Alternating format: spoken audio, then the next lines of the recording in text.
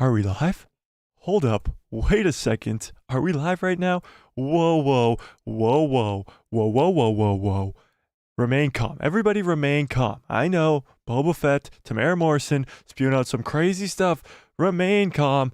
Remain calm. Everybody just calm down, okay? Calm down. It's going to be okay. What's up, Star Wars fans? It's Mike, a guy who loves Star Wars. We are talking about it all, okay? We're going to talk about what Temuera Morrison said. We're going to read all of it. We're going to talk about all these other crazy Star Wars news stories. Because for some reason, after a show ends, it's when the Star Wars news stories start to go insane. And us as Star Wars fans just have to take it all in. Temuera Morrison, the nicest guy on the planet, just came after Disney Star Wars. And we're going to talk about all of it. We're going to talk about all of it and how doomed we might just be for Disney Star Wars. You know, even just saying that, I don't believe it because Ahsoka is going to be amazing. But it is really frustrating to see how they keep treating their actors and actresses. But we're going to get into all of it. We're going to get into all of it. We have some Jedi Survivor news. We have some Ahsoka news. We have some Thrawn news. We have some Andor news. I know, right? We have some Andor news. We have some Rey movie news, the new Jedi Order movie. We got a lot to talk about today. Yeah.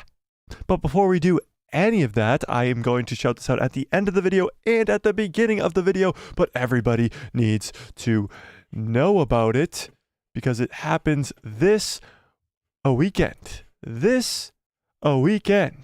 Okay, ladies and gentlemen, ladies and gentle beings, this weekend, go to your local cinema. Star Wars Politics says no. We'll get into it. What do we think about the chat box? Which side should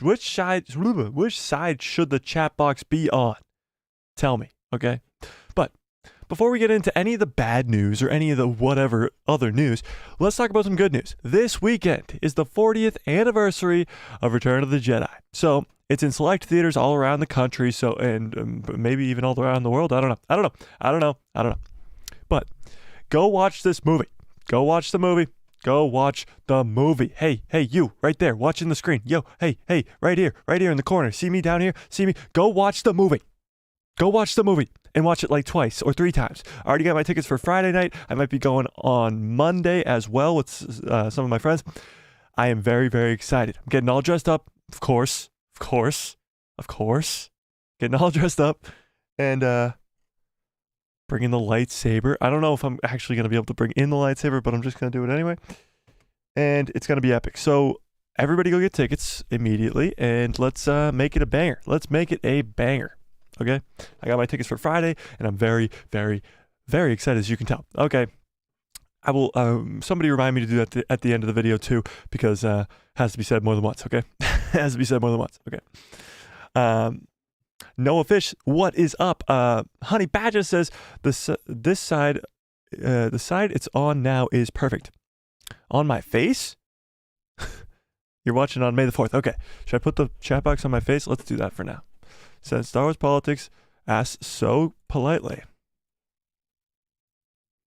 Is that better? What do we think, Noah? Noah, what do you think? Chat box on my face? I'm putting it back to where it was before. Okay. Let's get into the bad news, okay? I'm sure you've heard about this, and if you haven't, if you've been living under a rock for the last couple hours, then Temuera Morrison has called out Disney. And not just Disney themselves, but Star Wars Disney. Okay? Star Wars Politics says, thanks for indulging me. Of course, Star Wars Politics. Anything for you. All right, let's get into this. What did Temuera Morrison actually say? What actually happened? So a lot happened. But there was this fan convention, like a Comic-Con type thing down in Australia. And I think Temuera Morrison's from New Zealand. I could be wrong, but I think he's from New Zealand. And he was in a... No, not anything. Okay. And he was at the fan convention. And when he was asked why he wasn't in The Mandalorian Season 3, he gave his answer. And his answer shocked the world. Nobody thought Temuera Morrison was going to come out yesterday and crap all over Disney Star Wars. Nobody thought he was going to do this. And it's kind of crazy and puts in doubt whether or not we will see the legendary bounty hunter again in a second season of his own show, or in the 4th season of The Mandalorian, or even this Dave Filoni movie that's supposed to be a combination of all of these shows, Boba Fett might have just signed himself out of that movie. Because, let's be honest, we're about to read what he said. And if I'm Disney reading this, there is no way I'm bringing this guy back. Because we know Disney. We know that they're stupid, they're dumb, they're dumb, they're stupid, and they're stupid, and they're dumb. But if they read this, I don't think there's any person in their right mind that would actually say, yeah, let's keep this guy as Boba. Let's do it. But let's read what he said. Okay, let's read what he said. Star Wars Politics says, hate Mando Season 3 for me, please. He said, what's it going to take? A bad season. Which it wasn't. Okay, let's see what Temuera Morrison said. Okay, so these are 3 different quotes. They're all around the same time. Like he said them almost one after the next, but there is some gaps in between. So we're going to do each quote one by one, and we're going to see what you guys think about each one. Now remember, it's Temuera Morrison. He's the nicest, most joyful guy in the world, so he's probably saying all of this with a laugh and a smile on his face, okay? So obviously he's kind of joking, but he's not really joking. He's dead serious. He's deadly serious. Okay, so the first one says, Temuera Morrison, I was supposed to be in The Mandalorian Season 3, but nobody rang me. I was waiting for a phone call in New Zealand, waiting and wanting to give up. Now this is very interesting. He says, I was supposed to be in The Mandalorian Season 3. He didn't just come up with that in his own head. Somebody told him at Lucasfilm or at Disney or whatever you want to call it, that he was going to be in the 3rd season of The Mandalorian Season 3. And while he waited for a phone call, it never came. And he was waiting and waiting and waiting, and he just wanted to give up. And what he's referring to here in giving up is giving up the character of Boba Fett. He is not getting any younger. How old is Temuera Morrison? Let's give that a quick Google search. How old is Temuera Morrison? Temuera Morrison is 62 years old, and he wants to play Boba Fett. The only problem is, for some reason, Lucasfilm and Disney, they just don't want him to. There was so many chances to include Boba Fett in that 3rd season. Many of us believed that he was, myself included. I was 100% sure that by the finale of that show of Season 3, we would have seen Boba Fett. And we didn't. And Temuera Morrison was even told himself that he would be in there. So there was obvious rewrites going on, and there was some stuff behind the scenes going on that we don't really know about, and Temuera even doesn't even know about. But the sad news is that he was supposed to be in the season, and we were gypped from that. We were gypped. Honey Badger says, shake my head. If Boba is done, then Din dies, I'm gone. Temuera Morrison just spoke his mind, and rightfully so. But unfortunately, Mando's episodes were better than his whole season. That is very true, and we're going to get into that, what even Temuera Morrison says about that right now. So the second paragraph, or the second quote says, Temuera Morrison saying, and I quote, well, that Mando guy stole a few chapters from my book. It was painful watching him turn up with some black new lethal sword, of course talking about the Darksaber, and the way he turned up in the Book of Boba. He just destroyed everybody. I'm sure this guy is ruining my show, but I couldn't say anything. I'm not a writer, so I just have to bear it, I guess. Now this is where things get interesting. He just said that Din Djarin came in and stole my show. That's what he said. He said, I was loving my show, and I know a lot of people, like Honey Badger just said, think the Mando episodes of the Book of Boba Fett were the best episodes, and there's no denying that. The Luke Skywalker episode is one of the greatest episodes of any Disney Plus show. But the fact that even Temuera Morrison knows this, Boba Fett himself knows that Din Djarin is coming in there and stealing his episodes, his whole season, and he's more badass than him. He came in with the Darksaber, slicing and dicing people, killing people left and right, getting his N1 starfighter, and of course, having Grogu and Luke Skywalker in his episode as well. There's no conversation here. He came in, it's Mando Season 2.5. The only problem is, it's better than his show, the 2 episodes that he is in. And like he says, he can't really say anything. He's not a writer. Now we're going to get into other instances where this happened, of course, with Mark Hamill and Luke Skywalker and other things like that, but he's not wrong. He's not wrong. He's definitely not wrong. Star Wars Politics says that's what we have been saying. This is a big problem for Disney. Yes, it is. Honey Badger says he did. Din stole the show. But to be fair, the writing was lazy and Disney screwed Boba over as a character, and it really blew my mood. I wanted Book of Boba Fett to be awesome. Everybody wanted Book of Boba Fett to be awesome. Boba Fett is awesome. He's a badass bounty hunter. But now, he's a family man. He's a weak ruler who wants to rule with respect. This is the Boba Fett that we have now. And although I am not like the biggest hater on the Book of Boba Fett, and of course the Mando episodes carried, even the first couple episodes where he's training with the Tuskens and stuff like that is still pretty good. And the finale with Cad Bane, other than the really slow chase scene with those two giant droids, him riding the Rancor, there's some cool stuff in there. They could have easily made the Book of Boba Fett a lot better. Bring in the Crimson Dawn. Bring in Kiara. It would have been amazing. It would have been amazing. But they didn't do that. And Temuera Morrison himself is now even saying that he's upset because The Mandalorian came in and stole his show. Stole his whole show. He's like, he got 2 seasons of a show. I came in there for 1 episode. And then he gets to come in and steal my entire show. The whole second half of that season, by the way, only 7 episodes, not even the 8 that The Mandalorian gets, is Din Djarin. Follows Din Djarin. Even the finale. It's mostly Din Djarin. It's very fascinating. Very fascinating. Honey Badger says, now he's old. Now he's an old soft ruler of a sand planet. # not my Boba. That seems to be the common theme around here. This is not the Boba Fett that we know and love from the original trilogy. Now, I made the point a long time ago that Boba Fett in the original trilogy has like 3 lines, and he's on screen for like 2 minutes. So Boba Fett has been built up in our heads as this legendary bounty hunter when he really didn't do much. So Boba going through this traumatic event, falling into the Sarlacc, coming out of it, being almost dying, it does warrant a change of heart. He doesn't have to be the bounty hunter we know. He could still be a leader and still be a ruthless leader and not just an old soft guy.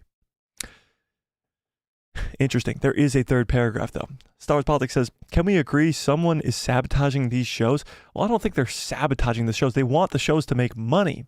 The problem is, we know that John and Dave are very good at what they do. But maybe, to your point, sabotaging. I wouldn't say sabotaging. But Disney definitely has their own pulls on these shows. For some reason, they didn't want Boba Fett in this season. And this is why. The third paragraph. So this is what Temuera Morrison says about Disney in general. And this is where things get freaking wild. Keep it a family show for now. Keep it a family show for now. Final paragraph.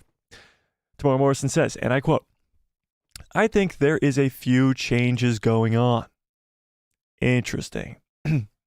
We also come under a big umbrella known as Disney now too.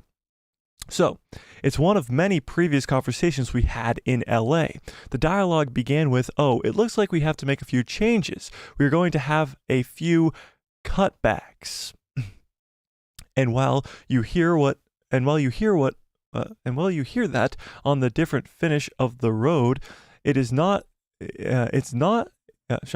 good attempting to barter any more cash. It's no good to barter any more cash. That's for positive. He speaks so strangely. That's for positive. That's for positive. So we'll see what occurs. So let me reread that because I completely just, Temuera Morrison speaks weirdly. I think there is a few changes going on. We also come under the new umbrella called Disney now too. So it's one of many previous conversations we've had in LA.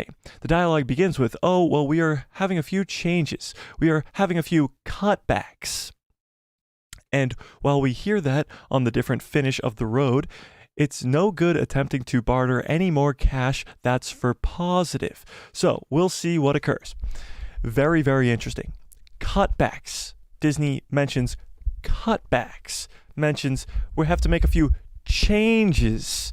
There's a lot of changes going on. And even Temuera Morrison himself says We also are under this new big umbrella called Disney now, referring to a major difference between the George Lucas time period when he played Jango Fett, when he came back to play clones in Revenge of the Sith, versus now when he's under the Disney umbrella.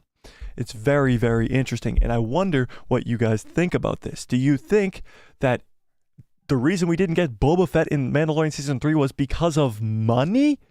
Do you think Temuera Morrison's really asking for millions upon millions of dollars?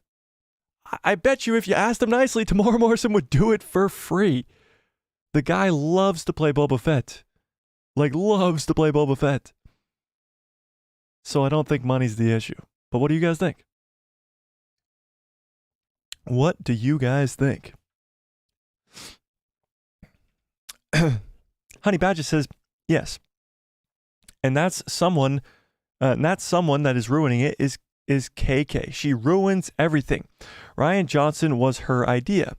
Her meddling in Book of Boba Fett and The Mandalorian Season 3 and Obi-Wan are all KK's fault. Well, that remains to be seen. Now, I am the biggest KK hater you'll find. Maybe not, but I'm definitely not a fan of her. There are some pretty big KK haters out there. But, and sure, you can blame a lot of this on KK. But that's the thing. It's not KK when it comes to money.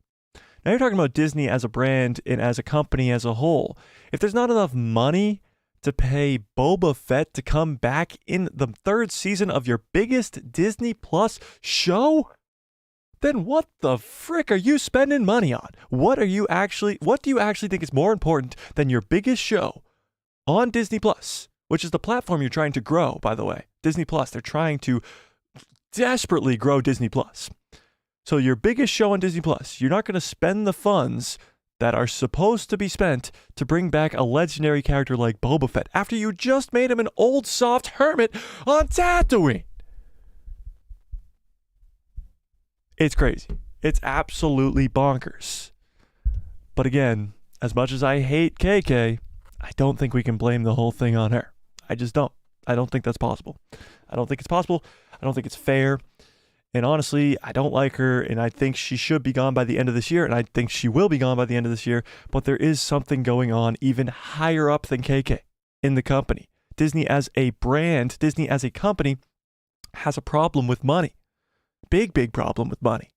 And if they can't pay Boba Fett, Temuera Morrison, the guy who would literally do it for free, to be in The Mandalorian Season 3, then you have a big-ass problem. A huge problem. Okay? Huge. Huge. Star Wars Politics says, I don't think Temuera Morrison knows anything, though. I think he's just speculating like us. Lucasfilm knows he spills the beans on things. Well, here's the thing. He's in those meetings. He's in LA. He literally says, so it is one of many previous conversations that we've had in LA where the dialogue begins with. He's having these conversations with them. They're telling him that there has been few changes. There needs to be cutbacks. Like, these are actual conversations that Temuera Morrison is having with Lucasfilm, with Disney. So he knows some. Maybe he doesn't know everything, but he knows some. He doesn't know what's going on financially with Disney, and neither do we. We're just speculating here. But he at least was in the room when these conversations were happening. So Temuera Morrison obviously knows way more than we do. But it's just crazy. It's absolutely crazy.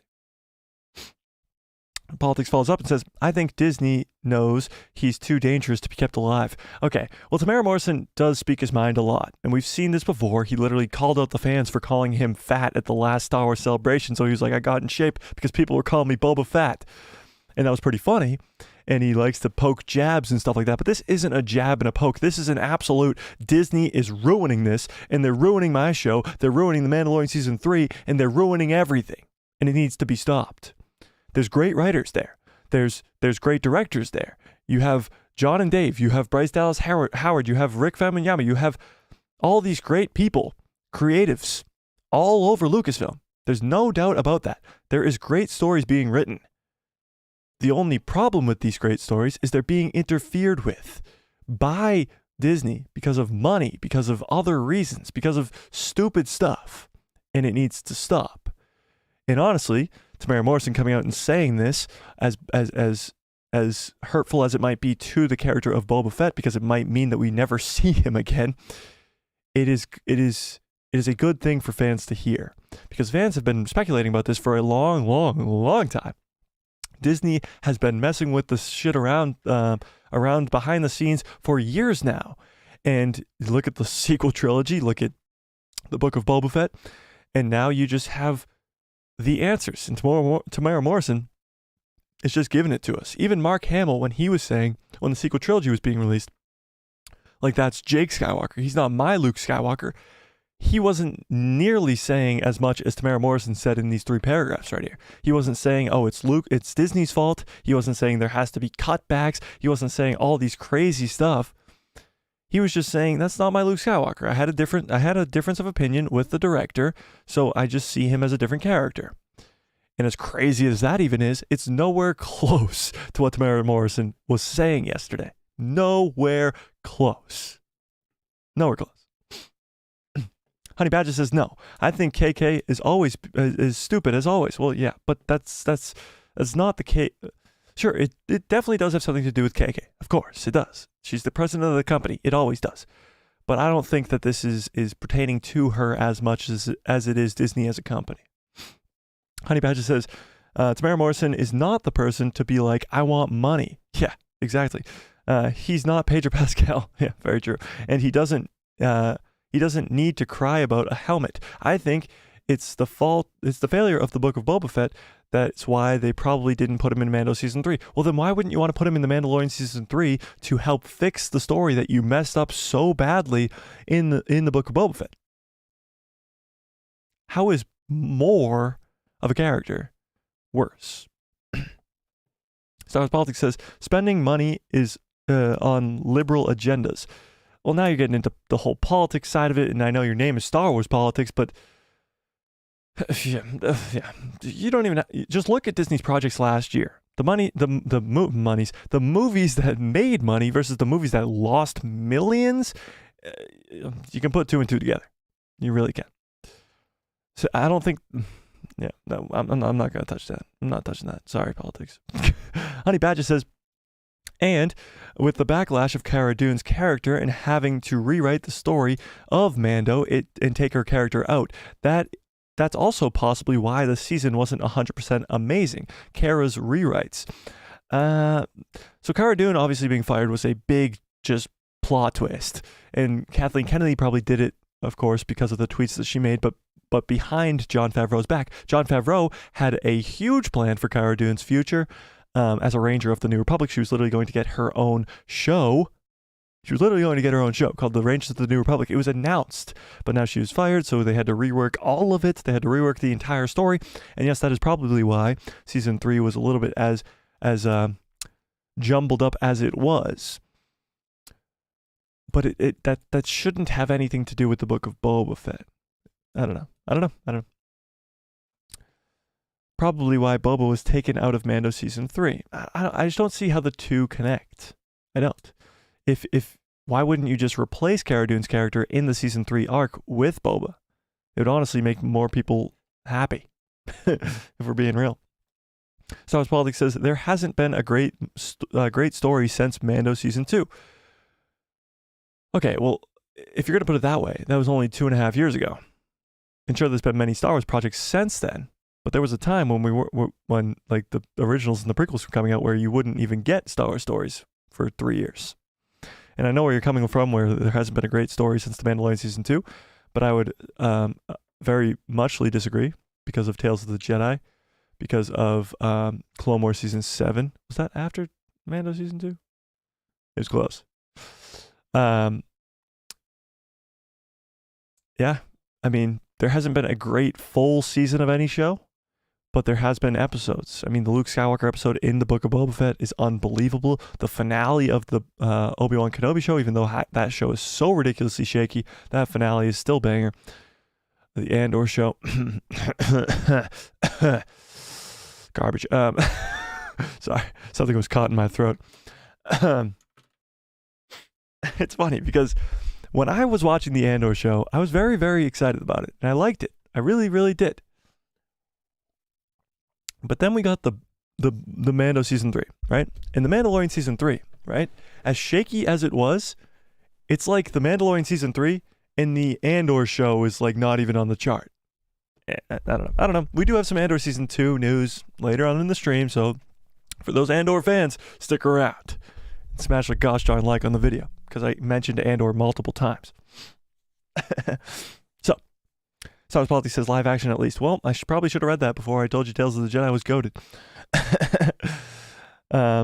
Zap says, what's up, Zap? Says, KK isn't stupid. She just doesn't care about how, she doesn't care as much as a Star Wars fan would, making her a little incompetent when it comes to making Star Wars decisions. It does seem like she doesn't care, but let's be real. George Lucas put her in charge. George Lucas was the one who said Kathleen Kennedy is going to be the president of Lucasfilm now. So he saw something in Kathleen Kennedy and she of course wanted to do the job. Let's be real. She wasn't just like, oh, I gotta be the president of Star Wars of Lucasfilm. No, she wanted to do the job. I actually believe in her heart she cares about the brand. I can't believe you guys are making me say these things. Anything else? No. I think she actually cares. I think she's just dumb. She's stupid, she's dumb, she's dumb, she's stupid, and she's dumb. See, I feel bad for saying those things, but she just proves me right every freaking day of the week. Honey Badger says, Cara Dune backlash in Book of Boba Fett failure, with them having to rewrite a season to fix it because of Cara's actor. They probably wanted to play it safe and not take Boba on for this season to be careful. I guess, but bringing Boba into this season would only make people cheer and get excited. Like, there is no Boba shows up and everybody's like, oh, Boba's here. That wouldn't happen. It wouldn't happen. Honey Badger says, Bad Batch was great storytelling. Let's not sleep. Well, true. Bad Batch is good storytelling. It's just, yeah. No, I agree with you. It is good storytelling. It is. And it's Dave Filoni. So, obviously. Star Wars Politics says, Disney's tendency to virtue signal everything is going to drive Star Wars and Marvel down a drain. Maybe. Because look, it's Marvel's obviously struggling, Star Wars is obviously struggling, but Marvel's struggling for a different reason. It's a lack of story, it's a lack of good content. Star Wars has the story. It's literally lined up for them, and everybody's going to come watch it. The only problem is, for some reason, it's like The Old Republic, The Mandalorian, all these projects, they're like, nah, we're going to do the Obi-Wan Kenobi show because none of you asked for it. We're going to do the Andor show, which is a spin-off of a spin-off because none of you asked for it. Then we're going to do the Acolyte, which is a Sith-centered show, and it might be really, really good. But it's like, why not just do a Sith-centered show around Palpatine or Plagueis or a freaking Sith that we know? Yeah, it's like, it's all right in front of them, but for some reason, they're giving us stuff that we didn't even ask for and we didn't even know that we wanted, but hopefully we enjoy stuff that we didn't even know that we wanted, you know? Zap says, she was put in charge probably because she was one of the most successful producers of all time. Well, she is, and she still is. I mean, she is a very good producer, but what she isn't good at is being the president of Lucasfilm. Very, very true. Star Wars Politics says, we just need George back. But that's the thing. George doesn't want to come back. And even if he did, he wouldn't because of the fact of how horrid Disney has made it. But I believe that George could be connected to the Ahsoka season, to the Dave Filoni's movie because of Dave Filoni. I mean, he was on every season of The Mandalorian. He wasn't like interfering. He wasn't giving much feedback or anything, but he is there. As long as George Lucas is there and involved, I'm semi-satisfied. Star Wars Politics says, you said you didn't want cameos, Mike. It's true, and I still liked the season even though there was no cameos. But Boba Fett isn't really a cameo as much as he's a Mandalorian. He was in the first 2 seasons of The Mandalorian, or at least teased out in the first season, was in the second season of The Mandalorian, and Din was in his show. It's not really a cameo when the two are connected characters and the two are actual, like, they're friends, but they're also integral to each other's stories. And of course, Boba is a Mandalorian, and they were reclaiming Mandalore. It only made sense to bring in Boba. You know? You know? You know?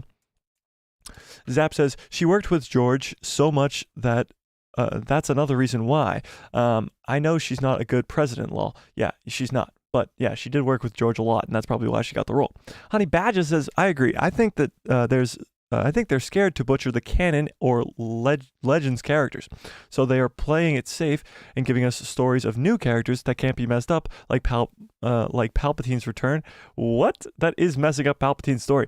The amount of Legends characters that they have destroyed is crazy. Luke Skywalker, Leia, Han, Palpatine, Vader, because Anakin's no longer the chosen one. Boba Fett, like, they're definitely not scared to touch these legacy characters, but when they touch them, they crash and burn miserably. Star Wars Politics says, remember that rumor that George was involved with Andor? I do remember that rumor, but I don't think it was all that true. And let's be honest, Tony Gilroy was not giving him a phone call either. So, yeah, I doubt that one was true. It is crazy. It is crazy that Temuera Morrison came out and said all this stuff. But honestly, it just makes all the fans back Temuera Morrison even more. So, all right, let's pull it up. Let's pull this up. Do you think, after all of this, do you think we will see Boba Fett again? Yes or no? Tell me. Do you think we'll ever see Boba Fett again? I don't really mean ever. I mean, like, in The Mandalorian Season 4. I mean, like, will he get a second season of his own show? Will he be in the Dave Filoni movie? Will we ever see, or will we see Boba Fett again? I really hope that it is a yes. I really do. Because I think he's going to be vital for the movie, of course, for the Mandalorian movie. But I also think he could be getting his own second season. I think they could definitely make the character better and give him a better story in a Book of Boba Fett season 2. But I don't know. What do you guys think? Star Wars Politics says, put me in charge. I will. But then I won't be in charge. Just kidding. Okay. Here's what we're going to do, okay? We're going to move to more positive things for a little while. And then maybe we'll come back to the more negative things. But I'll keep that poll running for a while, okay? So, positive news. Let's read what Honey Badger said first, because it's a long paragraph. Honey Badger says, Mike. I'm guessing he's saying Mike. Mike, what I was saying was they probably have learned from their lessons bringing back Palpatine, and that's why they're introducing new characters so that they don't screw up Legends characters. I get you now. They screwed up enough Legends characters that they don't want to do it anymore. I get you. All right, good news. Everybody, good news. This Friday is Jedi Survivor. So Jedi Survivor, of course, is the sequel to Jedi Fallen Order. Cal Kestis, of course, will he come to live action? Is a lot to say. Could we see him in live action this year in the Ahsoka show or in the Skeleton Crew show? And what this story is going to be about. So I think we should watch the last trailer that we got for Jedi Survivor. Just maybe check it out a little bit, because this is one of the coolest. We're going to talk about that too later, but yeah. Okay. Here we go. So Jedi Survivor trailer. This is the latest one that we got. Oh wait, that's not it. 2 weeks ago. Yeah, this is the one. Okay. This is the latest trailer that we got. So this is Jedi Survivor, of course. Now tell me in the comments while we watch this, are you guys getting this game? Are you getting Jedi Survivor?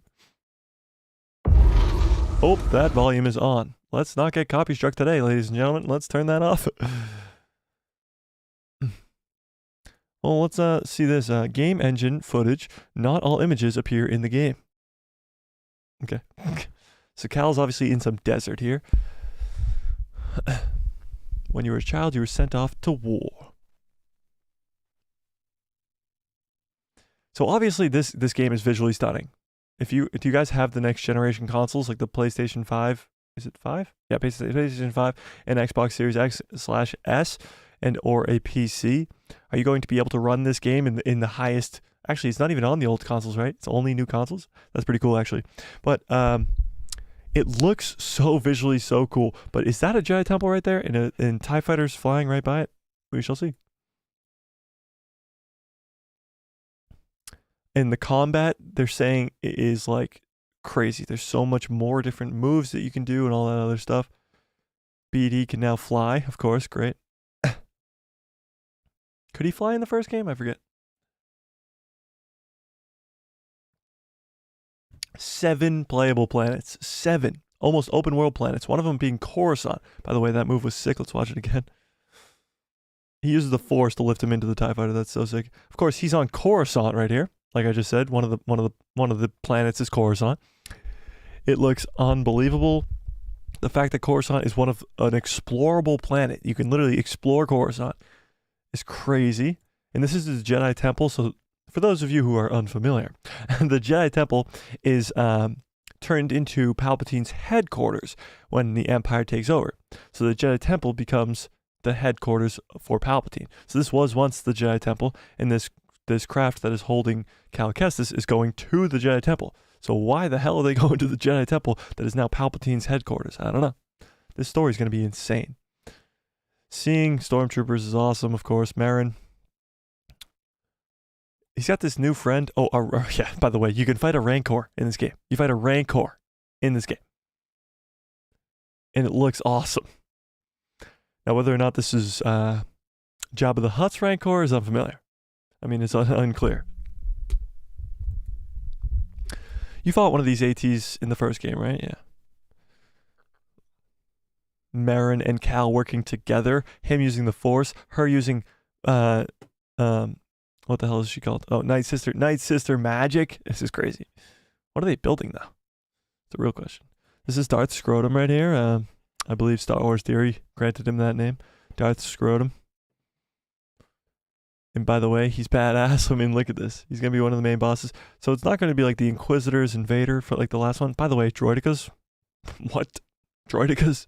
And he's clearly on a separatist ship. Or a Trade Federation ship, I should say. Craziness. This game is going to be wild. It's going to be so wild. This is the guy from the Bacta tank using the Force. So we know he's, of course, a Jedi. But we don't know who, what, why, when, where. Except for the fact that he's probably from the New Republic. I mean, the High Republic. Fighting another person with a lightsaber. Fighting Darth Scrotum again. Jedi Survivor. So here's the thing. We've gotten so many trailers for this game. Like, so many trailers for this game. But the one thing that hasn't shown up since the very first trailer. I'm going to go pull up the very first trailer. Since the very first trailer. Is that Grand Inquisitor looking guy. Hang on. I can find it. Give me 1 second. The Grand Inquisitor looking guy. Here we go. 10 months ago, was that it? Official teaser trailer. Here we go. So this guy, since 10 months ago when this trailer was originally released, has yet to be seen again.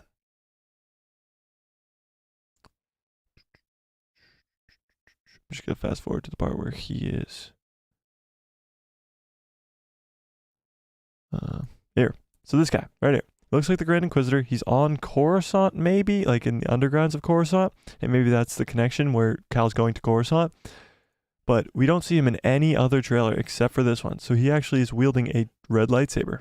This is the same guy wielding a red lightsaber. You don't see a red lightsaber in any of the other trailers for this game. It is very weird. He obviously isn't the Grand Inquisitor because he has a crazy different look than the Grand Inquisitor does in even Kenobi. And maybe they're trying to fix the look of the Grand Inquisitor, but I doubt that. I think it's somebody else. It's crazy, though, that we haven't seen that guy since the very first trailer. I don't know what's going on there. This story is clearly going to be amazing, and I absolutely can't wait. So, Honey Badger says, yes, I'm getting this. Streaming it Friday night. I will also be streaming it Friday night, Thursday night. When does it come out? Midnight? Maybe I'll stream a little bit on Thursday night. We're definitely streaming this around the channel. So if you like the streams, like the gaming streams, this is the game. This is the game. This is the game. Honey Badger says, yes, Jedi Fallen Order is even beautiful on the PlayStation 5. Yeah, so this one's going to be even better. No more baseball bat saber. Baseball bat saber? What? Droidicus. I totally forgot about that guy. Exactly. Everybody seems to have. Like, what happened to the red lightsaber wielding guy? What happened? I'll be here for your live streams. I'll be here for your live streams of Jedi Survivor. Yes, sir. Let's go. I can't wait to stream this game. I'm getting so excited for this game. And I absolutely can't wait for Friday. I can't wait for Friday. I'm going to play this game all day, and then I'm going to go watch Return of the Jedi in theaters. It's going to be great. It's going to be great. All right. Let's go back to talking some Mando, okay? Let's talk some Mando here. Let's see. So, wait, where is that? Where was the story at? Hang on, one second.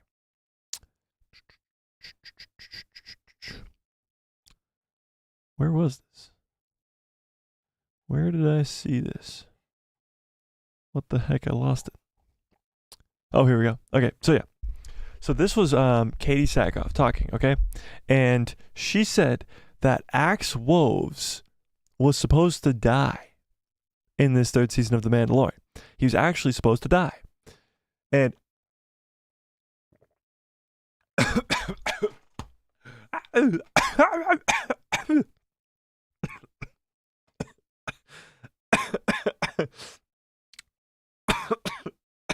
one second as I die. Hang on. Sorry. Axe Woves was actually supposed to die. So one noticeable thing about season 3 was other than Paz Vizsla, in that finale, there was no big death. Everybody thought, especially me, thought Bo-Katan was going to die, Din Djarin was going to die. Maybe one of the spies, Axe Woves, or the armor was going to die. It didn't happen. Moff Gideon died, of course, but other than that, no one died, which is kind of crazy. But, as Katie Sackhoff tells us, Axe Woves almost died. Now, I'm kind of glad that he was there to just scream, "For Mandalore!" at the end, you know? But it's very interesting that there's clearly a lot of rewrites going on for this third season. Boba Fett was supposed to be in there. Din Djarin might have died in there. Axe Woves might have died in there. There seems to be a lot of rewriting going on in this season. Now, this is another article that's regarding the same thing. The Mandalorian removed this major character's death last minute, okay? So this is what I was talking about. Katie Sackhoff, here we go. In this, actually, she talks about season 2 was supposed to have the Axe Woves' death. Hang on, let me pull it up. Here we go. So, whoops, you can't see that. There we go. Star Wars rewrote Mandalorian's character death. In an interview with, with Christina Harloff. Who the hell's that? Sorry. Christina Harloff, having an interview with Katie Sackhoff, who plays Bo-Katan, revealed that The Mandalorian Season 2 removed a certain character's death last minute. According to Bo-Katan star, Mandalorian Axe Woves was supposed to die last year. Axe, you know, we knew he was supposed to die last year. That was the thing that no one could talk about. There was a moment that he was sacrificing himself in that episode that we shot in season 2. So she's talking about the episode with just when we're introduced to Bo-Katan in live action for the first time in The Mandalorian Season 2. When Casca Reeves and Axe Woves are with Bo-Katan, he was actually supposed to sacrifice himself in that episode. And it actually got cut, and Axe Woves clearly is still around. Played by Simon, Axe Woves is a member of the Clan Kryze who made his Star Wars debut in Season 2's Chapter 11, The Heiress. He then returned for the last 3 episodes of Season 3, where in the finale, he crashed Moff Gideon's ship into the Mandalore base, seemingly killing Giancarlo Esposito's antagonist. While Sackhoff never named the season 2 episode, she did describe it while also noting that there was still a scene left in that episode without him. She says, and then they were like, it needs to be Din, not him. So then you shoot a person's death, and then they take it out, and then there's still a scene left, and everyone's like, where did they go? So this is clearly referring to something that Din Djarin was supposed to be doing, and not Axe Woves. They were trying to elevate Din Djarin's character without having to kill Axe Woves off at the same time, you know? Lou the Goat says he quit Star Wars. You know what, Lou? Okay, we'll talk about that in a second. From Katie Sackhoff's description, it sounds like Axe Woves' death would have occurred in Chapter 11. A particular scene in that episode is when Mando is charging down the hallway towards stormtroopers, taking laser fire all the while. After being knocked off his feet from the assault, he manages to throw explosives at the Imperials, allowing them to move on. So this was the scene they're talking about when Din runs down the hallway and throws the bombs at them. That's what he's talking about. Since Axe is absent in the following scene, it is hard to imagine that he's supposed to be the Mandalorian that takes out the stormtroopers. So it was supposed to be Axe who did this, and they took it out, which is very, very interesting. You know, very interesting. But yeah, Axe Woves was never even supposed to make it to season 3. Kind of crazy. Let's see what Lou said. Honey Badger says, good cubs follow order. Bad cub, no chokey. Did Gideon really die, though? Did Moff Gideon die? Do you guys think Moff Gideon died? Do you think Moff Gideon died? What do we think? Let's end this now. Did Moff Gideon die?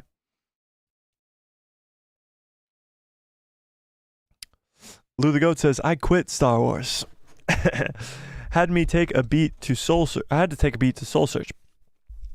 And you soul searched and came back and still said you quit Star Wars? Lou, here's the thing. I can't quit Star Wars. You want to know why? Because I'm sitting here in front of a whole background here of Star Wars stuff. I'm obsessed with it. I love it. And it's great. And there are some ups and downs. There are some Andor shows. There are some Season 3s of The Mandalorian. And there are some Kenobi shows. But there are also Season 2 of The Mandalorian, Season 1 of The Mandalorian. There is also Book of Boba Fett episodes where Luke Skywalker's training Grogu. There is still Revenge of the Sith. There is still Empire Strikes Back. There's the entire original trilogy. There's the entire prequel trilogy. There's the entire Clone Wars 7 seasons. There's Rebels 4 seasons. There's the Ahsoka show later this year. Star Wars is just not something, you know, you can quit. You know? Lou the Goat says, I'm here for the guy who loves Star Wars, not Star Wars. Yes, sir, Lou, I'll take that. I will take that, and I'll take it straight to the bank. Lou says, they got to win me back with some fan service. Well, wait for the Ahsoka show, because that might just be full of it. Might just be full of it. The entire Ghost crew in live action. Thrawn, of course, and just wild stuff. So, maybe. Honey Badger says, I think Gideon is alive, unfortunately. He had his helmet on and was in full Beskar steel, and it was a Dark Trooper version 3 suit on top of that. Pretty sure it was flame-proof, but if Darksaber couldn't do... But if the Darksaber couldn't do the damage... What? I'll read it in a second. My fault. It is possible that Gideon survived. It is possible Gideon survived. I really hope he didn't. Like, that would really be a bummer. But it is possible, yes. Honey Badger said before, and I completely missed it, said, I did not. Mando lives. All aboard the Ahsoka train. Bring on Sabine, baby. Okay. Calm down. Calm down. Lou the Goat says, I quit Disney Plus, and OG films will always be my bae. It's very true. But you quit Disney Plus, then how are you going to watch them? How are you going to watch them? How are you going to watch the OG films? Are you going to see Return of the Jedi in the theaters on Friday? All right, let's talk about some Ahsoka. Because you brought it up, Ahsoka, okay? Ahsoka is going to be the most insane thing ever. of course. But here's the thing. DVDs, nice, Lou. Ahsoka's going to be the most insane thing ever. But here's the thing. Talk about Thrawn showing up. Thrawn, okay? Thrawn showing up. So here's some news about Thrawn showing up. So when asked about Thrawn, when they asked Timothy Zahn, of course, the the writer of the books for Thrawn, the creator of the character, actually, when asked about this is what he said. Star Wars Thrawn creator breaks silence on villain's live-action debut. So here's what Timothy Zahn said about Thrawn. Speaking with Clone Web, Grand Admiral Thrawn's creator, the acclaimed author Timothy Zahn, not to be confused with Thrawn, discussed the news that his most famous Star Wars character will jump to live action in the Ahsoka show on Disney+. Zahn noted that he'd be a little afraid of Thrawn not being written correctly if the series producer Dave Filoni and Jon Favreau were not involved. Quote, he says, "The danger is that the screenwriters write it badly." Yikes. Screenwriters write it badly. He is a technician, always ahead of his enemies, and Dave Filoni shows it in Rebels, and he understands the character. So I think everything will be fine as long as Filoni and Jon Favreau remain at the helm. During this year's Star Wars Celebration, Zahn revealed that he's offered to help out Filoni and Favreau in bringing in the character to life, remarking that he indeed met with Filoni regarding the direction in which the producer intends to move with Thrawn. He says, "I am, of course, available to help if needed. We only talked briefly about all this, but Dave promised to meet the writers and discuss with them in the near future." Zahn also recalled when he was told that Thrawn would be appearing in the animated Star Wars Rebels and how exciting the experience was for him. "Thrawn's return was very exciting. Lucasfilm called me to show me concept designs for Rebels. At the same time, we were discussing future novels about the character. It was then 8 months before the announcement of Grand Admiral Thrawn's return at Star Wars Celebration in London of 2016, of course, for Star Wars Rebels. The author stated that Rebels did his character justice, clarifying that the Thrawn who appeared in his books is essentially the same man who was portrayed in the show, just a different type of setting. There's not much difference between the original Thrawn and the Thrawn that is in the new timeline. It's the same character and different geopolitical conditions surrounded by the character.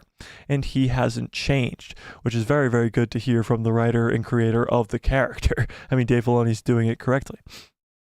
Furthermore, Zahn spoke on the 3 canon novels, Thrawn Ascendancy, and Thrawn Alliances, and Thrawn Treason, that he wrote for Lucasfilm that featured the Grand Admiral as their primary character, commenting that the publisher wanted the story to be intrinsically connected to Star Wars Rebels. Lucasfilm wanted those books to be connected to Rebels, so I tried to make as many connections as possible. They gave me the scripts for the episodes in advance, so I was aware of the plot. For example, in the series, Governor Price fights against Sabine Wren. In the book, I expand on the Imperial's interests in combat. The goal is for everything to fit together. The second book takes place between season 2 and season 3, and the third book takes place in a period of the series where he is off camera in season 4. So, if you guys haven't read those books, they are very, very good. I do recommend. It's a trilogy of Thrawn canon novels. They are canon novels. And The Heir to the Empire is not, but they are also very good books. But clearly, Zahn is on board. Zahn, the creator of Thrawn, is on board. So he has given Dave and John his full blessing to create the character, and he likes what he did with the character in Rebels. And not only that, he connected the 3 books, canon novels that he created around Rebels, and that's when they take place. They take place around Rebels. But recently, as in like 2 days ago, Zahn has said that he wants to make more Thrawn novels in between the time of Rebels and the Ahsoka show, explaining what happened in that time period. Now, if Thrawn shows up in the Ahsoka show, already has a grand army in this new Beyond, There has to be some explanation as to how he got that army. And I'm sure the Ahsoka show will explain it pretty well. But I think a novel would be best. And I think it would be great to see an actual another Thrawn novel that would get the treatment that it deserves, because of course it's Timothy Zahn and he's the GOAT. But we shall see. We shall see. Honey Badger says, Ahsoka will save Star Wars fans like Mando did, let's be real. You mean Mando Season 1? Yeah, it's true. Ahsoka's going to be the savior. The savior. For sure. Lou the Goat says, I won't see it in theaters. I want to bleed Lucasfilm dry so they put George back in the driver's seat. That's not going to happen. Ever. As much as we want George to come back and be in there as a creative, he doesn't even want to. He's a lot older now. Of course, that's why he sold it in the first place. He didn't want to be involved. But yeah, maybe he could be involved in some sort of way. But I'm going to see it because Return of the Jedi is epic, and I didn't get to see it in theaters. Okay? Honey Badger says, me personally, super hyped for Sabine. Of course you are. We know this, Honey Badger. Super hyped for Sabine. But I know this show's going to be crazy. Thrawn, World Between Worlds, New Beyond. Come on, it's going to be a Star Wars dream come true. All hail Dave. Yes, very true. John is involved now. Let's go, boys. Boys are back in town. Jon Favreau is involved in all this stuff. He's not like, he'll probably be a producer on Ahsoka, not like heavily involved, but I'm sure he will have his name on it somewhere for sure. Definitely. Jeffrey Snow, what's up? Jeffrey says, the real Beta Fett is here. Well, there you go. What's up, Jeffrey? It is very interesting, the whole Beta Fett thing. It's kind of sucks, you know? It sucks. It sucks. Okay. All right, some good news. Thanks, Jeffrey, for bringing the hype back down. Some good news. Dave Filoni is writing with his own hand. Or already wrote, I guess, every episode of the Ahsoka show. He wrote every single one. Nobody else is tampering with Dave Filoni's baby, the Ahsoka show, and his character Ahsoka. Nobody else is tampering with that. Nobody. It's Dave Filoni's baby. He's writing every episode. He's not directing every episode. There's a bunch of good directors in there. I can't for the life of me think of who they are off the top of my head, but it was released, the director's list. But Dave Filoni is writing every single episode, which is great news. Great news.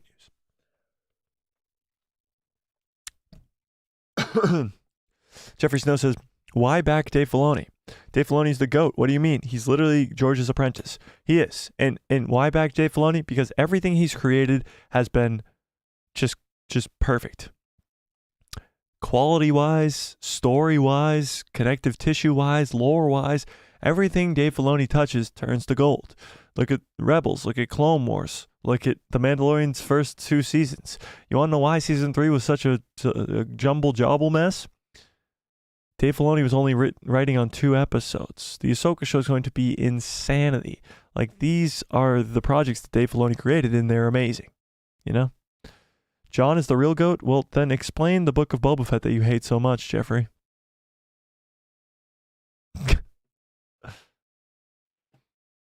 John is Dave's apprentice? Yeah, kind of. It's just the apprentice of the apprentice of the apprentice of the apprentice. All right. Do you want to watch a funny video? Should we watch a funny video, or should we speculate about something even crazy? Actually, let's read this first. All right. Let's read this first. Some more Thrawn stuff. Lars Mickelson talks Thrawn in Ahsoka. So Lars Mickelson is, of course, playing Thrawn in the Ahsoka show. Lars Mickelson talks Dave Filoni's writing and his role as Thrawn in the Star Wars Ahsoka series. Lars Mickelson on Filoni's writing for the Ahsoka show. His writing is very good. It's very strong. All the characters have their own drive, and you probably won't know what that is all about until the very last scene. Wow. Did he just say that? Before the very last scene. And like that, and I like that. I like that in writing, that we drag it right down to the last moment. So he kind of just like said something kind of crazy there. He said, all the characters have their own drive, and you probably won't know what that is all about until the very last scene, which is kind of crazy. This is what he says about playing Thrawn. The smartest in the room, he says. That's why you want as an actor. That's what you want as an actor. You don't want to reveal everything. You want to keep your secrets. And when it's within the script, it is the best. Because I'm dying today. I don't know what's going on. I'm losing my voice. Because it's effortless in the scene. You can only play the moment. You don't have to push anything because the story writer is so good. And that is why that will tell the story for you. So he's obviously giving Dave Filoni all the praise in the world. Dave Filoni is a fantastic writer, and he's already written for the character before. Lars voiced the character of Thrawn in Star Wars Rebels. That's him right there. So it's obvious that Lars has already worked with Dave. He already knows that Dave's a great writer. And this just only gives me more hype and anticipation for Thrawn in general. Now let's talk about this. Should we talk about this? Let's talk about this.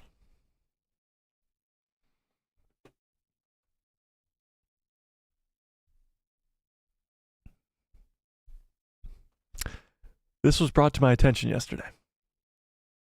I'm making a full form video on it, and I don't know what the hell's going on here. What? This is Grogu, right there. Is it not?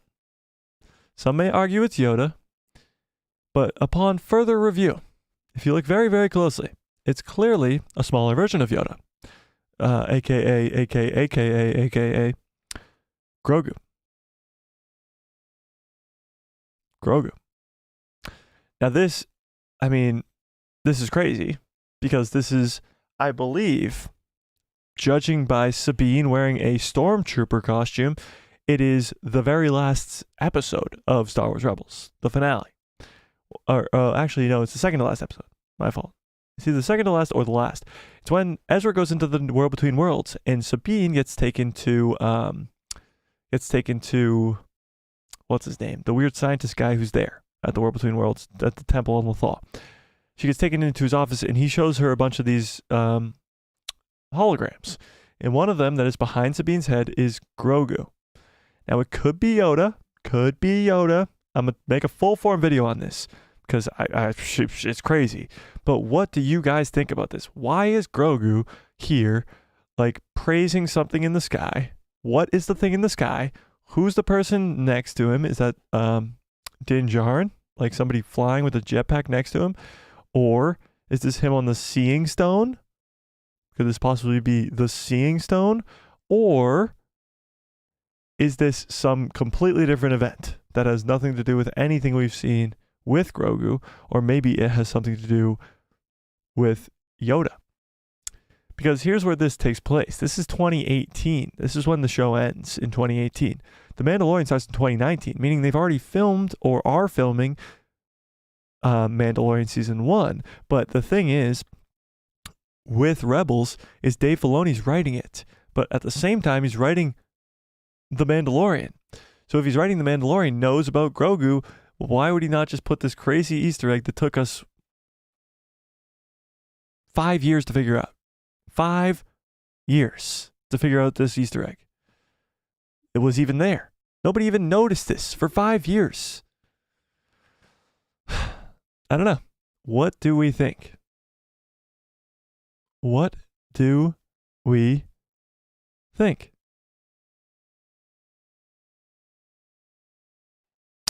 It's fascinating. It's absolutely fascinating. Let's see what you guys think.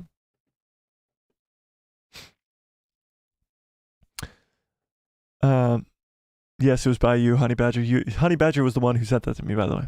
And we're going to watch something else Honey Badger sent to me because it's freaking hilarious. Jeffrey Snow says, Dave touched Boba. What did we get? Book of Beta Fett. That overturns Boba in his own show and throw him back in the back seat. And now Din is in the back seat for his Mandalorian. What? Oh, okay. I think I know what you mean. Dave Filoni was involved in the Book of Boba Fett as well. It's true he was, but he was also writing The Bad Batch, and he was also writing the Ahsoka show.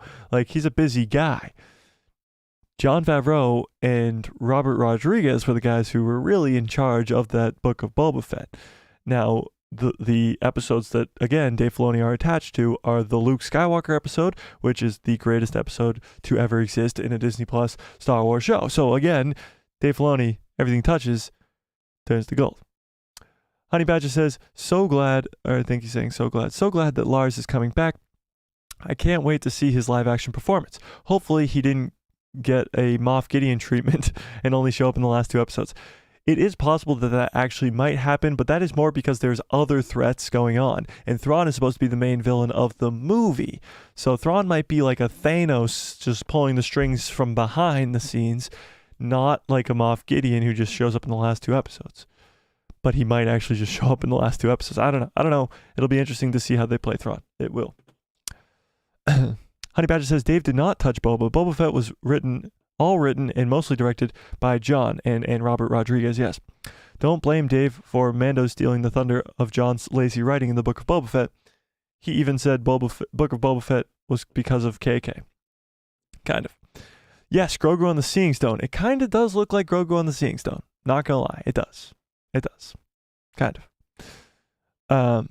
Jeffrey Snow says, but Jon 2 episodes were the most solid episodes, and being episodes 1 and 2 the most solid out of the 7 episodes. You're telling me that episode 1 and 2 of the Book of Boba Fett were better than the Luke Skywalker episode? Now you're just crazy, Jeffrey. You're just crazy. That's crazy. That is crazy.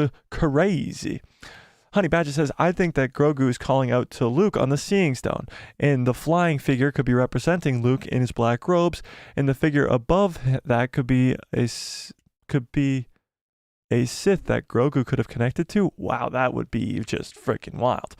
Let me take a look at it. So you think the black figure there is Luke, and then the person above? What if the person above is Luke, and then the person flying is Mando? Huh. Interesting. I don't know. This one really has me thinking, honestly. I don't know. Let's pull it up on the screen again. I don't know. Can I zoom in? Let me let me save this. Sure. Why not? Let's open it. Is this gonna work? Open! Oh, this is taking forever to open. This is really embarrassing. Sorry. Let's zoom in really closely on it. Well, that did not do what I wanted it to do at all. Nope, we're not doing that. Okay. I don't know. All right, let's watch a video. Okay. Well, let me catch up on the chats first. Hang on. Oops. Let me catch up on the chats first. Hang on. Jeffrey Snow says, you're a Luke fan? Of course I'm a Luke fan. Who isn't a Luke fan? Come on. The Royal Pheno says, I expect Thrawn in episode 1. Ooh, interesting. I'd be pleasantly surprised if he's in any more than that, but we will see. Oh, in 1 episode, not episode 1. Yeah, no, I get what you mean. Yeah, I would be surprised if he was in more than 1 episode, honestly, just because he's going to be the main bad guy of the movie. He's not going to be the main bad guy of the Ahsoka show. He's going to be the overarching bad guy, but he's not going to be the main one. You still have the Balin character and his apprentice Shin. You still have Morgan Elsbeth, and there's going to be a lot more story to be told in the Ahsoka show before we even get to Thrawn. Honey Badger says, yes, because on the Seeing Stone, you have to be connected to the dark and the light of the Force to connect. Otherwise, it's dangerous and possibly lethal.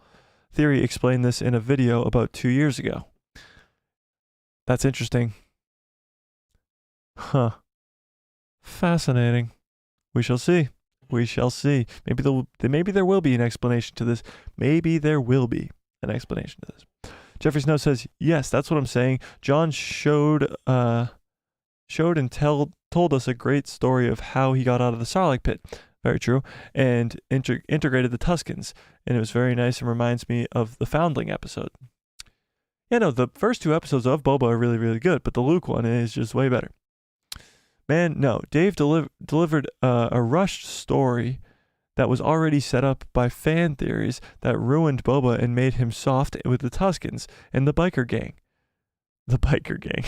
the Vespa gang. The Vespa gang. Don't mess with the Vespa gang, okay? The Vespa gang's awesome. Just kidding. But that was horrible. And Mando and Luke stole the show. It is true. Mando and Luke did steal the show in that book of Boba Fett, but that's not their fault, okay? It's not their fault, okay? Okay. Moving right along. Where were we? What were we just about to do? Oh, yeah. We're going to watch the funny video. Let's watch the funny video. So this is... Oh, wait. So this is Katie Sackhoff discussing what fans think about Bo-Katan. Now we're going to watch it. And she says 20% of fans think this, 20% of fans think this, blah, blah, blah, blah, blah. What percent fandom are you? Okay? Which percentage of this fandom are you that she's talking about? Which percentage? Okay? Here we go. I don't know, like 70% are like super, super excited about Bo. You got 10% that are like, I hated the whole thing. You know, you got 5% that you just hate Bo. And then you got 2% that want me to sit on their face. Only 2? Only 2? Yeah. Which percentage are you? Let's watch it again. I don't know, like 70% are like super, super excited about Bo. You got 10% that are like, I hated the whole thing. You know, you got 5% that you just hate Bo. And then you got 2% that want me to sit on their face. Only 2? What percentage are you? Honey Badger says, and yes, I am 100%. I'm 100% of the 2%. Bo Kahat. That was a bad one. Not gonna lie, bad one. Jeffrey Snow says the biker gang is the only Robert side of the work, and don't forget that Miss Kathleen or whatever her name is she's the Star Wars wrecker, and we all know that. So let Robert scooter punks allowed. Okay. Yes, exactly. Is Robert the real reason for the Vespa gang? I don't know. We shall see. L for Robert. L for Robert, of course. Who knows? Who knows, Jeffrey? Who knows? Okay. Let's talk about some Andor news. You ready? Andor news. Andor news, everybody. Andor. More like Andor. Okay, here we go. Here we go. So, Kino Loy. For those of you who know Kino Loy is still alive and working on his next move. So, Andy Serkis himself confirmed that Kino Loy is still alive, which is kind of crazy. Speaking with ET Online, Andy Serkis confirmed that Kino Loy is alive and working on his next move for Andor Season 2. If he jumped, that would have been the end of him, and he would be out of the picture. But no, Kino is alive and working on his next move, is what Andy Serkis says, confirming Kino Loy is alive, which is very, very crazy because of how, of course, we ended up with his character. I can't swim. It was the most actual plot-driven thing that the Andor show had. It was the most actual thing worth waiting for that the Andor show had was Kino Loy's character. And of course, Andy Serkis is the GOAT himself, so having him play Kino Loy was definitely a help. But yeah, Kino Loy lives. He lives. Kind of crazy. Kind of crazy. Kind of crazy. Honey Badger says, Katie is just awesome. Gotta love it. Yeah, that was hilarious. She's the best. She's the best.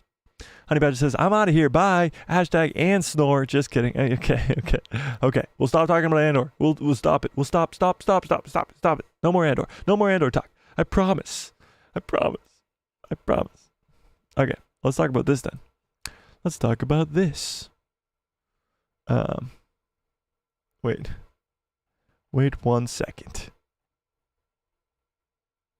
So there's a little bit more to that Bo-Katan thing. So let's read a little bit of this.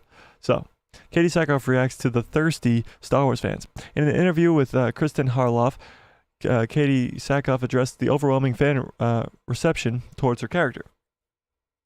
This is what she said. At one point in the conversation, Sackhoff hilariously points out that the percentage of the Star Wars fans who had a different reaction to Bo-Katan's involvement in Season 3, her jokingly estimating that 2% of the diehard fans of her character, diehards want her character to sit on their face. So this is what she says. I don't know. 70%. All right, we just watched this video, so I'm not even going to quote it. We just watched that. So the above quote was a part of the Star Wars actress explanation of how she usually rants to her husband about the collective reaction for Bo-Katan. So this is her talking to her husband. So this is what Bo-Katan says. My husband gets so mad at me because I go on social media and I'm like, everybody hates me. Everybody hates me. They're talking about how stupid this is. The person says that I don't know anything. This person says that they were watching me act is like watching paint dry. This person says Katie Sackhoff can't act her way out of a paper bag. And he's like, how many people said that? How many people? I'm like, all of them. And she laughs and she goes on to say, I'm trying to give him the whole scope of what we're dealing with here. These are the numbers. This is what we are dealing with. I broke it down for him and I was like, all right, that's true. So yeah, art is subjective. Not everybody is going to love what you do, and we would be stupid to think if everybody would like us, like the work that we do, like our talent, and like the stuff that we do. And you just gotta go, and you just gotta let it go. This is a pretty good take from Katie. She obviously knows what she's talking about. You can't let every little thing bother you, even on such small channel like my own. I get a couple like Star Wars sucks, you're stupid comments all the time. A few like at least once a day. So it's more just knowing that some people are just dumb. They're stupid, they're dumb, they're dumb, they're stupid, and they're stupid, and they're dumb. So it's Katie Sackhoff really puts it in a good light there. People are going to hate no matter what. You could be the greatest movie of all time. You could be the greatest actor of all time. And you'll find somebody that doesn't like it. You'll find someone that doesn't like it. It's like The Last Jedi. It's the greatest movie of all time. But Honey Badger doesn't like it. Couldn't even say that with a straight face. I'm sorry. Sorry. It was a lie. Movie sucks, okay? I'd much rather drink out of a Rise of Skywalker cup. Very, very true. Very, very true. Honey Badger says, I'm still here, lol. I watched Andor just to fill in time for Ahsoka. I'll watch Andor. Okay. Go do that and report back immediately. Jeffrey Snow says, oh, Mike, I'm buying Battlefront 2 right now. I was hoping to see you on Battlefield. Battlefield? Oh, on the battlefield. Huh. Honey Badger says, it sucks. Thank you. It is pretty garbage, not gonna lie. It's not the greatest. Jeffrey, I have Battlefront 2. Should we play some Battlefront 2? Well, that's the thing. Battlefront 2 is not cross-platformed, which kind of sucks. So you have to have an Xbox, because I got an Xbox. Kind of stinks. Kind of stinks. All right, it's going to be a bit of a shorter stream today. I'm a gigantic Celtics fan, and the Celtics play tonight in the playoffs, so it starts at 7:30. So we're going to get on out of here. Any other Star Wars news that we missed today? Any Star Wars news? Let's see where that poll actually ended up.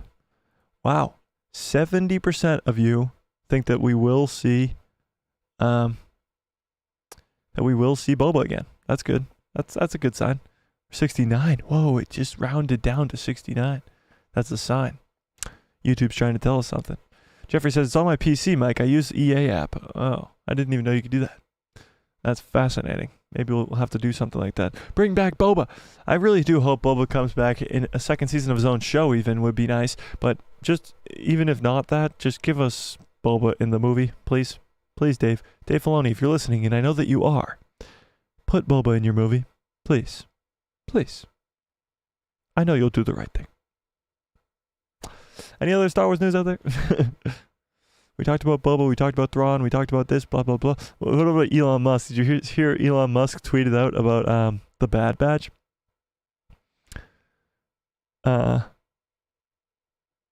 So Elon tweeted out that he's loving the Bad Batch, and then there was some pictures taken with Jon Favreau, and he was on the set of The Mandalorian. It's pretty funny. Pretty funny. I think we'll see a Elon Musk cameo in Star Wars at some point. Seems to be a big fan. seems to be a big fan. Yeah, he tweeted out, Bad Batch is great. That's it. It's pretty awesome. You'll have to see it. Anything else? Anything else? Anything else? Anything else? Anything else? Dave Filoni wrote all the episodes. Boba Fett, we talked about that. We talked about Jedi Survivor. We talked about this. We talked about that. We talked about this. Of course, I just mentioned it at the top of the video. I'll mention it again right now. Return of the Jedi. Go see it in theaters this Friday. This Friday. This Friday. Go watch it. Okay? Okay. Okay. Anything else? Anything else? Anything else? Lou says, what did you think about the fade out in the last episode? The Irish out, or Iris out. Here's the thing with the fade out. I heard a lot of people complaining about the fade out. I have zero problem with it, and here's why. It is the end of a story. It's the end of the phase, let's say. Let's say the Ahsoka show starts up phase 2 of the Mandoverse. The first phase of The Mandalorian is Moff Gideon. He's the bad guy, and he's the overarching villain for the first 3 seasons, and even the story has been resolved. The story that is the first 3 seasons, the Book of Boba Fett, all that story is resolved in the finale of The Mandalorian Season 3. So now it is the end of a story, and the Ahsoka show is going to open up this huge rabbit hole of different, I'm getting back to it. I'm getting back to it, okay? I'll get back to it. One sec. And the Ahsoka show is going to open up this huge rabbit hole of the next phase of Star Wars, okay? But is it the end of their story, Din and Grogu? No, it's definitely not the end of their story. They will be in the Mandalorian movie, but I also believe that there's a Mando Season 4 being filmed at the end of this year that we will get before the Mando movie. And I think it's just leaving it off because the Ahsoka show is going to go in a completely different direction. So there's a clear change. But with all that being said, the first 3 movies, the original trilogy, all of them ended in the exact same way. The circle. The fade to black in the circle form. The iris out. It was the same thing. So it's kind of just the end of one story leading into the next, you know? Blue the Goat says, so season 4 is just Bo, no Din? No, it'll be Din and Bo. I mean, Din and Grogu. If anything, it will have a lot less Bo in it. It will be Din and Grogu going on adventures in the Outer Rim with the New Republic, doing missions to get rid of the Empire and stuff like that. And I'm sure the Ahsoka show will set up a season 4 in a bigger way. Definitely a bigger way. Now let me go back and read all your read all your chats. Okay. The Royal Fino says, Boba will be back. He is Star Wars royalty. It is true. Yeah, it's true. It's true. You never said good cups follow orders. Good cups follow orders. But this cup made me choke and almost die, so I didn't want to say the good cup follows orders because it was a bad cup. But the good cups follow orders. Okay. Jeffrey Snow says, please bring him back with Fennec. She's hot. Oh no. Okay. Okay. Okay. Jeffrey Snow says, for sure, I wouldn't mind Fennec getting some kind of armor. I mean, she rolls with the man in Beskar. Very true. She could get some armor. Honey Badger says, Mike, you keep skipping my you keep skipping it.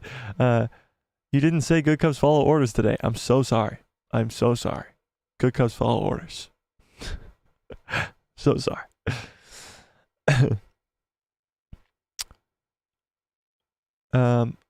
Honey Badger says, no, Bo's story will be sidelined for Din's. They will focus on Din and Grogu, or in Din Grogu. Sorry, Jedi Master, what is his full name?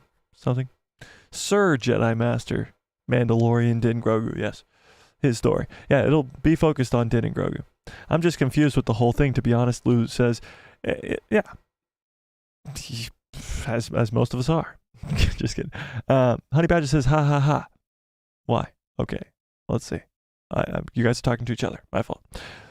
Lou the Goat says, Uta tuta?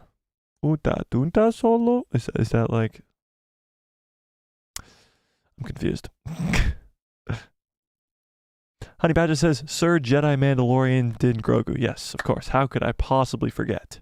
How could I possibly forget? You know? Okay, so the good news is the Ahsoka show is going to be absolute fire, and I do believe that Boba Fett will be back. That's the good news. And maybe he'll get a season 2 of his own show. But if not, he might show up in The Mandalorian season 4. And if not, he'll show up in the Mando movie. Okay? There's still plenty of chances for Temuera Morrison to apologize, or not even apologize, and just say, hey, guess what? Screw you even more. Who knows? Who knows? Who knows? Yes, dunta solo. Yeah, exactly. Yeah. Exactly. Honey Badger says, wait. What am I waiting for? What are we waiting for? Wait. Did you do anything? Did we get anything before? Do we get anything before Ahsoka comes out? Or no? Well, we get Star Wars Visions Season 2 on May 4th. We get Young Jedi Adventures on May 4th, which I'm sure nobody will watch. We get Jedi Survivor. And then for about 2 months, we get nothing. Pretty much nothing. Pretty much nothing. Lou the Goat says, some Pijali? What? I have no idea. Jeffrey Snow says, did you hear what Tim said about Disney cutbacks? Oh, Temuera Morrison said about Disney cut. Yeah, we talked about that earlier on in the stream. Jeffrey, you're going to have to go rewatch the stream after we get on out of here. Vision says, sorry, Visions. I was just reading that. I'm losing it. Lou the Goat says, favorite non-Star Wars movie?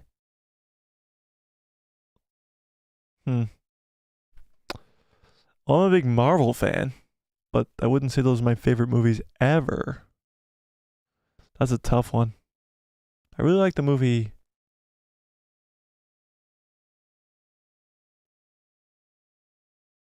non-Star Wars. So like The Last Jedi?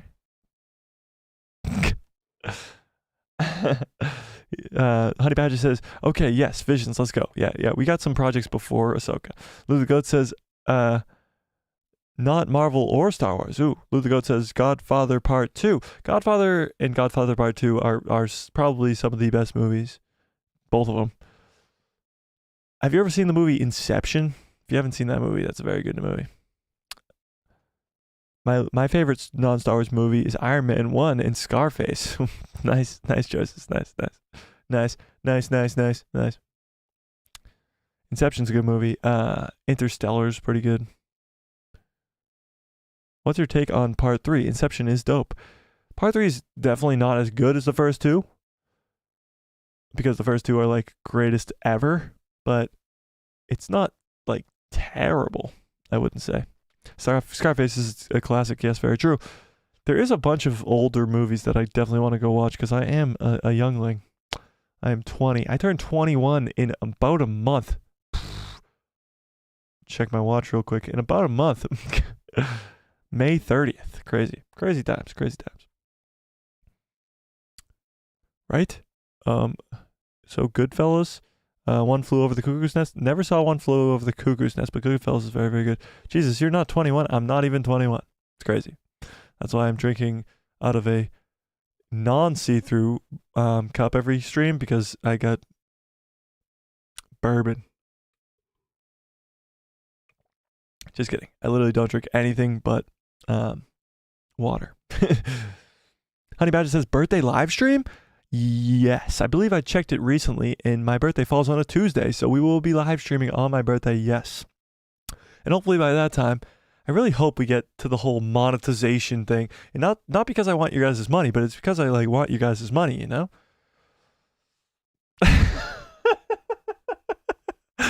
No, just because we want the channel to grow and we want all that other stuff, you know? We want the new opportunities. We want memberships. We want to have some cool opportunities around the channel. We want to do giveaways. We want to do some other fun stuff, because if Kathleen Kennedy's not fired by the end of this year, I got to give away a freaking lightsaber, because who the hell made that deal? It was me. I made that deal. Damn it. Yeah, if any of you weren't here for that, I think it was about in December maybe, or maybe it was January. I said if Kathleen Kennedy, actually I probably said it in November, because I said if in a year from now, if Kathleen Kennedy is still the president of Lucasfilm, I will give away a free like Galaxy's Edge lightsaber, like this Disney lightsaber, like this Obi-Wan one that I got right here. And so that happens in November. So hopefully Kathleen Kennedy's a goner, so I don't have to give away a nice lightsaber, you know? But I do want to get to that point where we can do giveaways, but we have to get monetized first, so you know.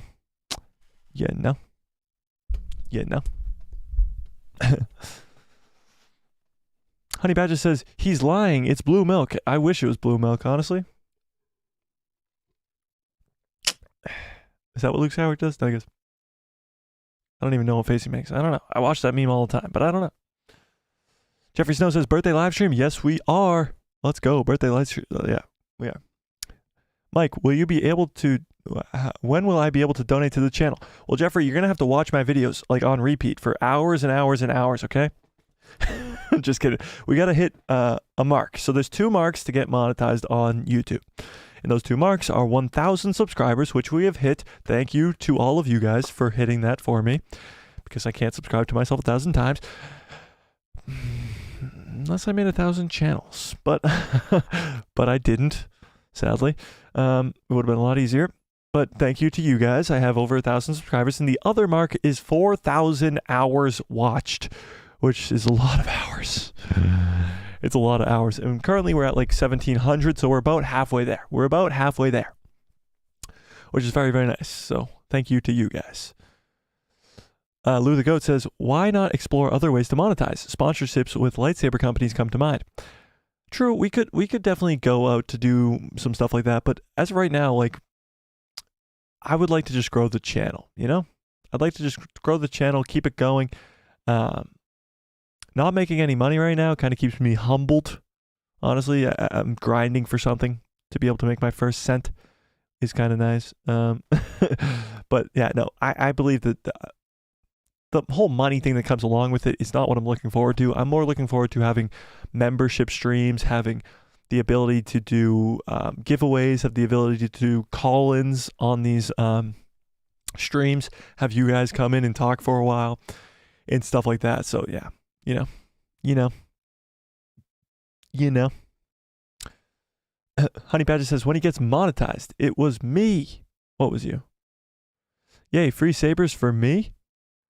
Maybe. Lou the Goat says, just reach out to Art Saber or something. They will throw you some guap. I doubt it. How many hours do you have? 1,700. And I need 4,000. So I'm about 2,300 away. So go watch my video for about 2,000 hours. And there we go. Or just 2 of you for 1,000 hours. Yeah. Honey Badger says, you're at 1,530 subscribers. Let's go. Yeah, we are. And we are moving pretty quickly, which is very, very nice. And I like to see familiar faces and all that stuff. You know, it's good. It's great. Lou the Goat says, do shorts count towards monetization? No, they do not. And it would be nice if they did, because I am at like 100,000 views on those almost. So yeah, it would be nice. Jeffrey Snow says, oh yeah, good. Good. We shall get you there. Well, I'm in no rush, you know? The Royal Fino says, stick to the plan. Of course. Always. Always. Always. Lou the Goat says, get that bread soon. Get that bread, son. Get that bread, son. It will help you to meet your goal. It is true. And I want to get to the point where we can do awesome giveaways. But for that to happen, for me to give away lightsabers, for me to give away cool stuff like Boba Fett helmets, like I wanted to so badly give away like a Mando helmet for the Mandalorian's new season, or like a Lego set of the Mandalorian helmet even, which is a lot less expensive and stuff like that. But it's just not in the funds because we don't make any money here.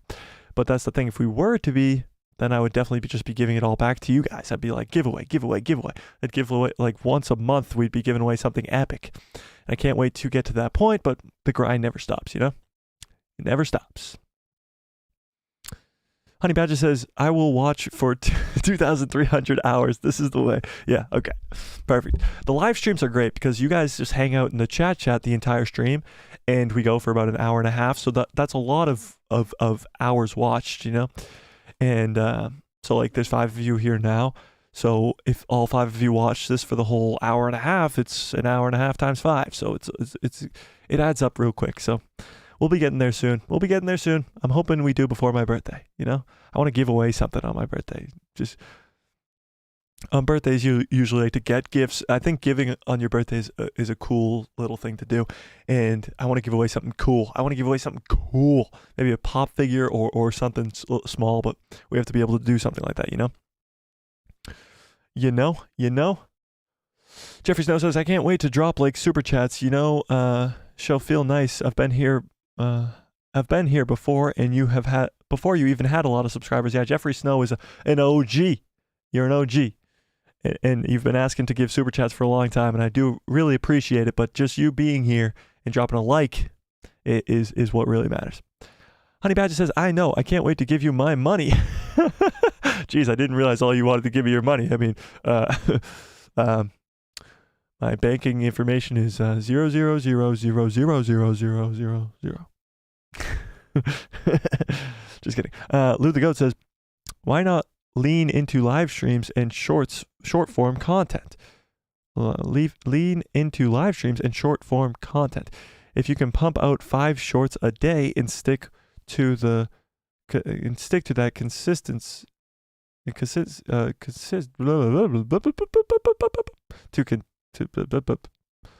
you will blow up on TikTok. Well, that's not where I want to blow up. You got to make sure you drop those keywords in there. True. Cadence, yes. Sorry. You're true. Like, you got to keep those keywords in there. The shorts I've been posting, I've been trying to do a short a day. And that is hard to do. Yeah, cadence. Yeah, I got you. I'm just stupid, okay? I'm dumb, I'm stupid, I'm dumb, I'm stupid. Now, the shorts, I've been doing one a day, and they've been doing fairly well, about like 1,000 to 2,000 views per. And that's very, very well for the channel, for those of you who are around. Like my longer form videos get about 100 to 300, and if every once in a while one will blow up, it's nice, but it wasn't that long ago that they were getting like 10 views, so it's much appreciated, and we're growing very, very fast. So it's a long, fun journey, and I love to do it, and it's just fun to have conversations with you guys and talk Star Wars. That's what it's all about. I just want to give back to you guys, and I don't have the ability to do that. So yeah, we'll get there someday. Honey Badger says, we need some Mike merch. We tried a merch store. I'm not gonna lie. A few months ago, we tried a merch store, and we couldn't put it on the YouTube channel.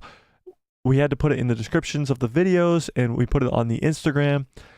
But the merch store actually got taken down because I went too close for comfort to some Bad Batch thing, and they shut me down. So when we do get monetized, I think have the ability to open another shop, but it will have to be designs that are like, can't be close to Star Wars. Can't say Star Wars on it. It can't be close to Star Wars. It has to be something original. Jeffrey says it's mutual, bro. Do like 10 to 15 minute videos, and Honey Badger can do the rest. Yeah, no, the videos have been getting a little bit longer. I mean, hopefully this video I'm going to maybe post tomorrow about that Grogu thing being in Rebels, and that'll probably be a good one. Lou says, I have full confidence you will get there sooner than you think. You're a smart dude. I think I'm pretty smart, except for the fact that I can't pronounce the word cadence. Just use the system to your advantage. I'm trying my best. Honey Badger says, okay, bet, Jeffrey, this is the way. Jared on TV, what's up, Jared? Says, Boba better not be done. If Disney is going to screw things up so bad with Temuera Morrison, then they are way better off leaving Boba in the Sarlacc pit instead of just teasing the hell out of fans like that. Very true, Jared. I mean, they should have just left him in the Sarlacc pit if they weren't going to actually do his character justice. But I do believe that Temuera Morrison will be back. He will be playing Boba in the movie and most likely be the Iron Man sacrifice, like in Endgame, and he will be the guy who dies. Lou the Goat says, I also love your integrity, my guy. Cadence is a tough word. Thanks. My guy refuses to sell out. Dude got artistic intelligence. artistic integrity. Why did I say intelligence? I don't know. I'm losing it. You know why? Because I'm losing it. But yeah, no, why would I sell out? That's just dumb. That's dumb. That's stupid. That's dumb. That's dumb. That's stupid. I'm trying to grow a community here. Community is all that it's about. And we want to just have a fun time talking about Star Wars. Being able to do giveaways is my big thing, because I want to have fun with Star Wars, but I want to have fun with Star Wars with you guys. So being able to give back to you guys for watching me, or give back to you guys for doing all that other stuff, it's whatever. Lou the Goat says, money is tight. Money is tight for most people, and that's why I don't want you guys to give me money. That's why I want the ability to just have, like, the videos themselves, just you watching them is what can give me the money. I don't want you guys to just send me money. As cool as super chats are, I don't expect you guys to send me super chats, because let's be real, I don't want your money, but the ability to make money off of you guys just watching my videos and then being able to give back to you guys is a completely different thing, you know? Jared on TV says, will Din and Grogu make an appearance in the Ahsoka show? I'm going to say no, Jared. I'm going to say no because of the fact that they kind of put Din and Grogu off in the Outer Rim leading into Mando Season 4. Now, the Ahsoka show is going to go into this new beyond, and it's going to be like the Ghost crew from Rebels and Thrawn and all this other stuff, but it's not going to involve Din Djarin or Grogu in any sort of way. So honestly, I would be very, very surprised, Jared, if they were in the show. I would be very, very surprised. Very. Honey Badger says, the community is awesome. Glad to be a part of it. And the community is growing. That's the best part. People, by the way, while we're talking about it, there's a link in the description below to a Discord called The People Who Love Star Wars. Go check that out. Exactly. Yeah, it's going to be a lot of fun. It's going to be a lot of fun to keep the community growing through these next coming years, getting back into Star Wars movies, Star Wars shows. We're going to be around for a long, long time. Going to be around for a long, long time. It's going to be a lot of fun. And we're just going to keep getting better. Just going to keep getting better. Streams are going to keep getting better. Everything's going to keep getting better. We're going to get more upgrades, like the chat box is new. We're just going to keep getting better, you know? Lou the Goat says, take my money. Okay. Honey Badger says, take my money too when I'm not broke. Oh, okay. Lou the Goat says, I'm confused why Grogu, why didn't Grogu help to win back their home planet when they moved to a different planet? I'm confused. Why didn't Grogu help to win back their home planet, but then moves to a different planet? Why didn't Grogu help win back Mandalore and then go back to Navarro? That's because he's his apprentice, and what apprentices in Masters, or is it even called a Master in Mandalorian culture? I don't even know. What the Mandalorian and the apprentice are supposed to do is supposed to go, a Mandalorian has to know their way around the galaxy, like Din Djarin said at the beginning of this season, and that's what they're going to do. He's going to teach him his ways, which is the way of the bounty hunter. Jeffrey Snow says, stop making it seem like he's out here sweating for people's money. We only want to give him support. We like the vibes here and the content, and like each other as fellow subscribers, and we love Star Wars. Jeffrey, we love you. Yeah, there you go. Jared on TV says, I want to work for the Republic with Carson Teva, who is rumored to be in Ahsoka. Carson Teva, I doubt, again, we will see in Ahsoka. It is rumored he could be in there, but it probably will be a brief scene. I doubt we're going to see much of the New Republic at all, but it would be cool to. It would be cool to see the New Republic in Ahsoka, but I doubt it. It's going to be mostly taking place around the whole story between the World Between Worlds and the New Beyond. Lou the Goat says, I'm confused why Din and Grogu won Mandalore, then moved to a completely different planet. To win it back in the first place if you're not going to live there. Why win it back in the first place if you're not going to live there? Yeah, no, that makes sense. I get what you mean, but yeah, I just don't see it that way. I see it like he's his apprentice now. He's supposed to teach him the ways, and his way is bounty hunting.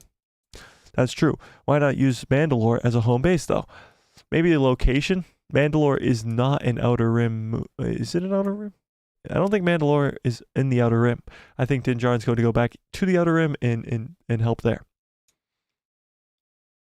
Jared said, I'm sorry, I meant Din wants to work with Carson. Yeah, Din wants to work with Carson. Yes, very true.